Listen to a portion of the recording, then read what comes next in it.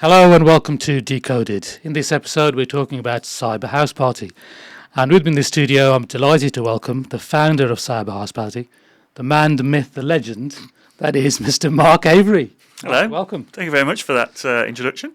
No problem at all. Mark, and how are you today? Yeah, I'm good, thank you. Very good. Yeah, well, thank you for coming in. I'm really excited about this because it's something that I've personally been involved in for about a year now. And I've been meaning to talk about Cyber House Party for some time. So for those handful of people out there who haven't heard of Cyber House Party, Mark, just tell us about Cyber House Party, what it is, and what inspired you to set it up. Cool. All right. Thank you very much. Thanks for inviting me. Great to be here in this wonderful office. Studio. Sorry. Studio. Sorry. Essentially in 2019, I left my last full-time role and decided to kind of go and start my own thing up. Okay. And of course, then not too long after that, we ended up in the wonderful big C word. And during that time, I think it was an opportunity for people to kind of explore themselves, explore things that hadn't been done before. Yeah. And so, and the other thing is, of course, that it would have been the first year that we wouldn't have been together physically at the Security Europe exhibition in London, which is the start of June. So in around about May, it must have been a bank holiday. The sun was out. Everybody thought it was 5 p.m. at 10 o'clock in the morning, and we're having a little drink and relaxing. Yeah. And I was listening to the Hacienda live stream. Okay. I think it was a 24, 48 hour live stream. It was on the laptop, and we were listening to it in the garden. And I had this idea. I thought, why don't we do this thing? So I phoned up a good friend of mine, Sean Atkinson, and I said, Sean, what about this thing that we do? And I'll tell you what it is in a minute. Should we do it? And he said, and Sean says yes to everything. Right, okay. Right. And he was the wrong person. I like you, Sean, already. Yeah. He was the wrong person to ask the question. Yeah. He said, yeah, of course, let's do it. So I said, okay. We'll put on a live stream on YouTube on the evening of InfoSec. Okay. We'll get the community together. Yeah. Sean, you're mates with Danny Howard from Radio 1. He can DJ for us. We'll get some keynote speakers. Right. We'll talk about some topics that the community want to talk about. Yeah. Mental health, well-being, etc. Yeah, Obviously, we were talking a lot about that at the time. Yeah. And we'll give ourselves a whopping 22 days to organise it, shall we? And he was like, yeah, let's do it. Right. So I'm one of the founders. There were multiple founders for the event, but that's where the idea started. Okay. So we did the first event on the evening of what would have been InfoSec. I think they might have done a virtual event that year. I can't recall. I think they've done some panel sessions. So anyway, we broadcast something on YouTube. Yeah. We stitched a load of videos together. We tried to broadcast it live. First time we'd ever done it. Right. It was an absolute car crash. Absolute car crash. The audio and the video wasn't synced up. We'd never used the technology before. Yeah. Is this still on YouTube? Because I haven't seen this. Yeah, it's still available on YouTube. Okay. It's very cringeworthy, but it's funny at the same time. I want to make a note. Okay, yeah. So Cyber House Party has got its own YouTube channel, and that's where we broadcast all of the... So where did the name come from, Cyber House Party? I don't know, actually. It's probably just in the moment. Let's just think of a name. And we were in our house. It was a, as a passionate house music DJ, that probably influenced it as well. And the name's just stuck, really. So we did that on that Wednesday evening. Yeah. We got a community of people chatting away on YouTube that evening during the event. We'd got some keynote speakers that you just wouldn't have otherwise kind of managed to get on a Zoom call. And they were having interesting panel sessions and like I say, talking about really important topics. And everything just come together. And we raised about £1,800 for charity that evening. Fantastic. So we did that. We took a sigh of relief and then for some reason carried on doing it. We did another 6 online sessions, I think, during lockdown. Christmas special, Easter special, quite a memorable one. We managed to get the Easter bunny that used to be on Tiswas. I don't know if anybody remembers that. Bunny. I used to watch it like 30 years ago. I remember the bunny. Yeah, there's an Easter bunny, and he came on with us. He's now obviously a fully grown man. He's a friend of mine. And the same person. Same person. Yeah. He's a fireman now. Right. So yeah, sometimes if you get a fire locally in Penkridge in Turns up in his Staffordshire, bunny yeah, costume. exactly, yeah, still got a full grown. Interesting. Still friends You with hang Chris around with Tarrant. some interesting people. Yeah, absolutely. So yeah, we did 6 more events, Okay. raised money for charity, and then obviously when we came out of lockdown, we started doing physical events. So we now run the after parties for most of the major industry conferences within the UK. So DJing's kind of in the blood, really. You've been a DJ for how many years now? I wouldn't like to tell the audience. Quite a long time. Since I was 13. Since you were 13. Yes. So what, 10 years? Yeah, exactly. Yeah, give or take. So and professionally or? No, never professionally. Okay. But DJs at some big clubs, big brands. So Cream Tour, Ministry of Sound Tour. If anybody's in the local area, I used to DJ at the famous Bel Air at the Belfry nightclub. Yeah, I know it well. Yes. So and yeah, for many years, just nightclubs, but started back in the day. I was doing kind of like weddings and birthdays and all that kind of stuff. Yeah. So you already had that passion. Yeah. And why house music? Was that something that you've? I went to Ibiza when I was around about I think it must have been 20 or 21, I think. Possibly even, no, it was a bit earlier than that, about 18. And I was into kind of soft rock music, and I just didn't like this beat, this house music. And anyway, I went to Ibiza, came home with a Carl Cox mixtape, and it pretty much changed my life. Didn't it? Yeah. It's still going, Carl Cox, isn't it? Yeah. It must be, 70 now? Yeah, probably. Yeah. Right. Okay, so that's that's the history. That's what inspired it. So today, what's Cyber House Party like today? What kind of things do Cyber House Party do? Yeah, so like I say, we do most of the major events, the UK cybersecurity conferences, and through the generosity of sponsors and the audience that turn up, and sometimes we charge for tickets, and then 100% of that goes to to charities. Up until now, we've raised throughout all of the online events and the physical events somewhere just over £100,000 towards those charities, majoritively going to an SPCC Childline. And then this year we have chosen a second charity, which is the Cyber Helpline. So if nobody knows about the Cyber Helpline, please go and have a look. If you are personally victim to any cybercrime, you've got the opportunity to phone the police or action fraud. But there are certain scenarios where they're not able to help, compromised Instagram accounts, Facebook accounts, that kind of stuff. They really do help with things like that and cyberbullying. So a very worthy cause, and obviously close from a cyber perspective, close to our hearts. So we'll continue to raise money for those charities. So we'll continue to do those events throughout the year. We're at Cyber UK in Glasgow. We are going to be at some of the B-Sides events this year. We are going to be operating our own club nights. And also, most importantly, we did a wellbeing evening, just dedicated. No house music, nothing about that at all. No house music? No house music, no. It was a cyber party. Right, okay. A cyber wellbeing party. And it was really good, and really powerful actually, to bring people together just to talk about mental health and well-being. And we're doing another 2 of those events up and down the country this year. And we're at the infamous InfoSec event in June as well. So we did the White Hat Ball a couple of weeks ago. So we helped contribute to an amazing £560,000 towards an SPCC Childline. So just on the impact, I mean, cyber is it's all doom and gloom, really, isn't it? It's hacks and JLR and M&S, and there's lots of sort of bad news stories, I suppose, in cyber, and this is a real positive story because we're talking about a cyber community, aren't we? These are people who work in the cyber industry, and they, people are interested in cyber. They go to these events, and then they come to the after parties, and then they're donating money, and this all goes to a really worthy cause. So it's a real positive story. I think it's fantastic, isn't it? Absolutely, and it's a little bit of a cliche, but as passionate music lovers, I genuinely think that music takes you to a different place. It takes you out of where you've been during the day at work, any troubles, any personal troubles that you've been having. You can put some music on, and you can close your eyes and you can go somewhere else, right? And that really does help from a mental perspective.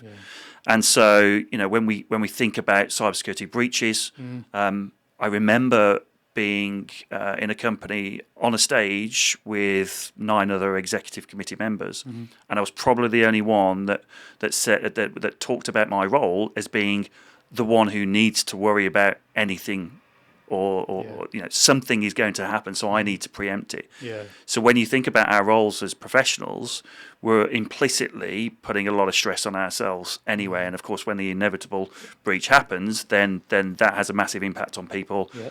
I've got colleagues and what I would consider friends who still work in organisations that have recently been breached, and their physical and mental health has been a challenge for them. Yeah.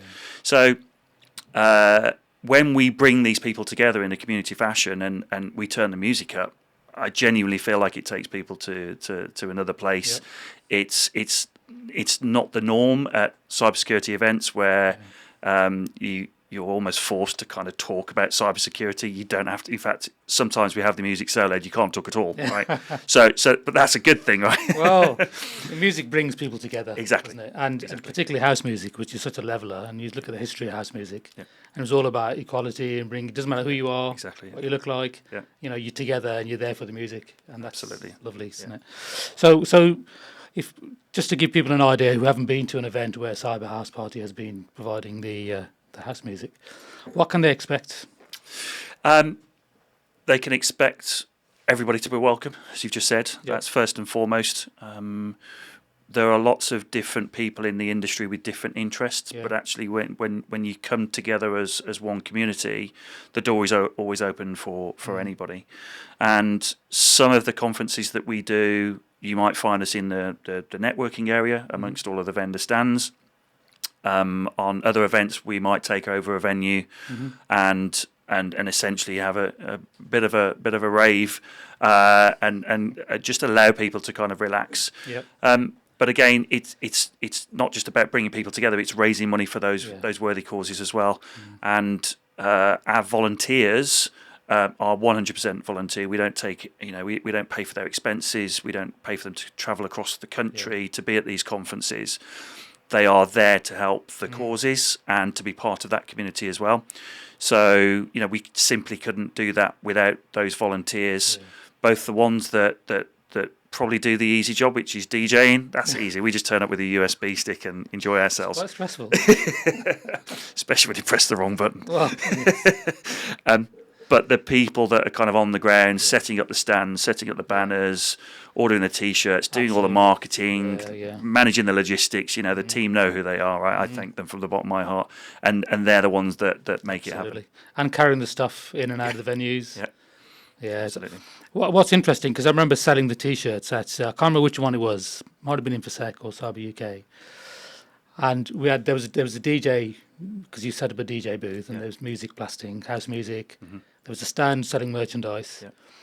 And so people were coming, and they were absolutely amazed, because this isn't the normal, boring kind of buy my product and I'll solve all your problems kind of thing. This was, let's have a bit of a bit of fun. Raise some money for a great cause, and you can buy a T-shirt or I think there's some hats there, some lanyards. It was really it was a real icebreaker. Because when you're there, you're not selling stuff. We you're working because you're also an MD of Cyber Chain. So you're absolutely right, and that's the purpose of it. So all of the volunteers have their own interests. I founded Cyber House Party. I'm one of the co-founders of B-Sides in Birmingham. I'm on the committee for the White Hat Ball. And so, therefore, I'm the CEO of Cyber Chain Alliance part-time. In my professional world, some of my team say to me, "Mark, where are you today?" I'm doing something else. I'm DJing. So but I guess the point is that I've managed to build my business around some of the things that I want to do for the community. It's really important to have that's not forcing it. That's just something. I'm getting a little bit older now, and you always feel like you want to give something back. And so, giving that thing that is not normal back and allowing that space for people to kind of meet, network, and enjoy themselves is different because there is no ulterior motive. I mean, yes, anybody who's a volunteer or part of Cyber House Party can network and meet people and either gain from that professionally through work, that's absolutely fine, or from just personal relationships. Yeah. So we have many volunteers who are looking for jobs, and we're very glad to kind of bring them aboard because we know that they will go out and meet future employees. Absolutely. So yeah, there's no real motive behind it other than the community spirit. Yeah. And how do people get involved? So you can turn up to an event. Yeah. We are busy kind of building our marketing engine even bigger and better because we need to tell everybody more. So follow us on LinkedIn and Twitter, and then there's something called Instagram. Apparently, I think we're on there. I'm not sure, but go and follow us. And are you on TikTok? What's that? Ask your kids. Yeah, I'll do that. Have you got kids? I do, yes. Yeah. Ask them. Yeah. So come to our events if you can. If you go into the conferences anyway. If you want to volunteer, then you can. We're currently recruiting for volunteers. Okay. So in many different areas, we've got a lot more organised this year. So we've got really clear work streams. So we've got somebody who helps us out on commercial and finance. We've got logistics, so physical logistics. So if you want to come and help out at venues, then people can come and do that. And marketing is a big work stream as well. So we're looking for volunteers now. So go to the LinkedIn page. And the website is www.cyberhouseparty.com. Right, there you go. Get involved, folks. It's a fantastic cause. If you're interested in house music, even if you're not interested in house music, but you want to do something positive in the cyber community, meet some amazing people, and it's great for networking, isn't it? Absolutely. And so, get involved, get on the website. Right, so you mentioned club nights. Yes. So my ears pricked up when you said that. Tell us a bit more about the club nights. So we up until now, we've followed the cybersecurity conferences around and will either do something in the events or outside of the events.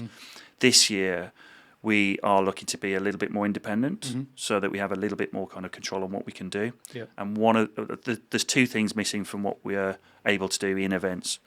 So the wellbeing nights, we're going to be running two wellbeing events this year, and we're also going to be running 2 club nights. Okay. And the reason that we're doing the club nights is that we can literally just find a date in the diary, choose a venue, be in control of what we're doing. Sound. And I think you kind of touched on it really, that it's the fact that that's just what it is. There is no ulterior motive. Yeah.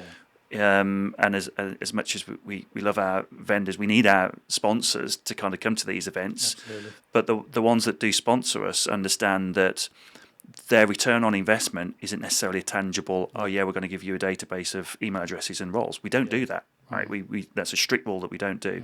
We don't share personal information for the purposes of sales for our sponsors. And because we feel that is the right way to be, because we're creating a community event, we attract the right kind of sponsors. Yeah. So the club nights are coming. Don't know where, don't know when, but look for an announcement fairly soon.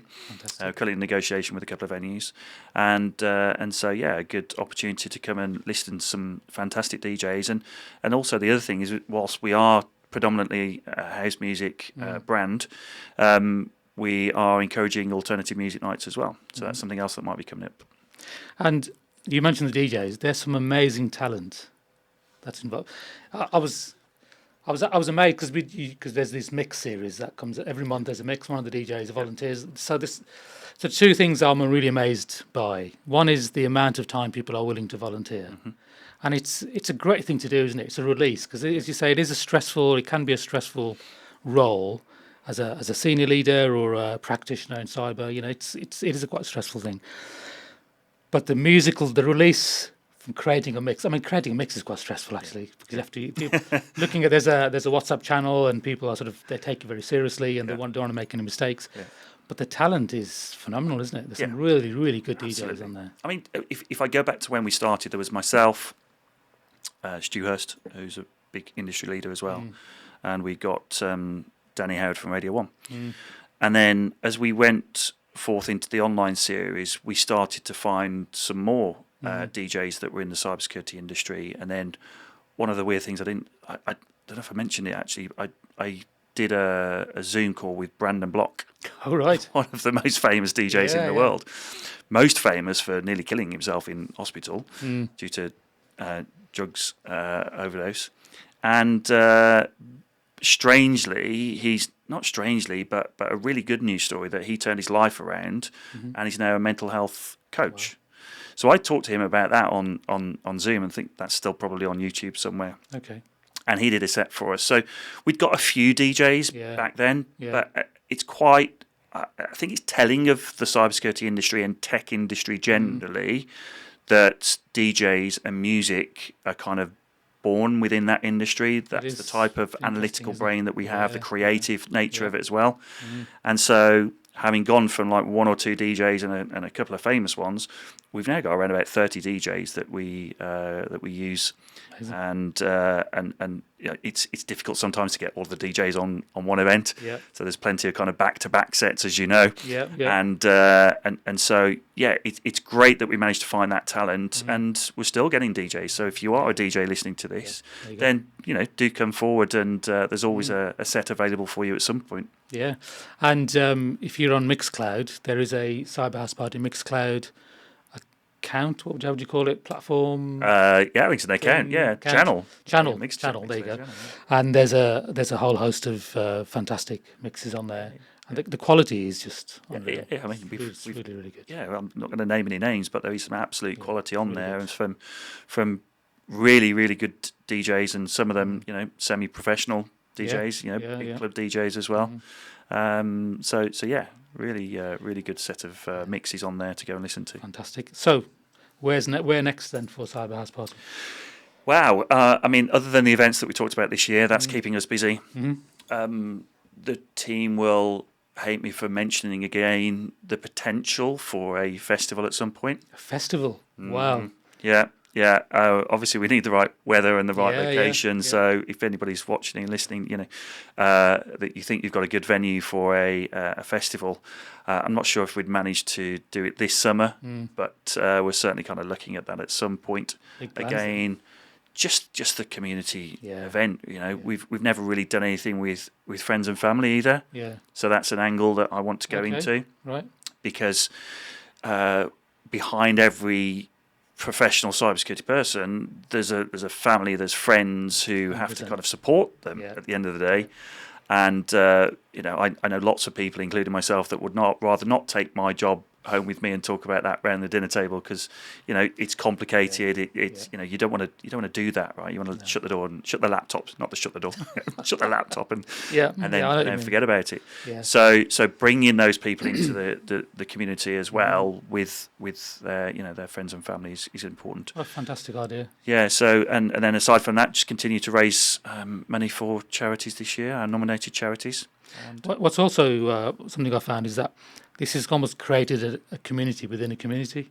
So the Cyber House Party community, which I don't know if you know how many people are involved in.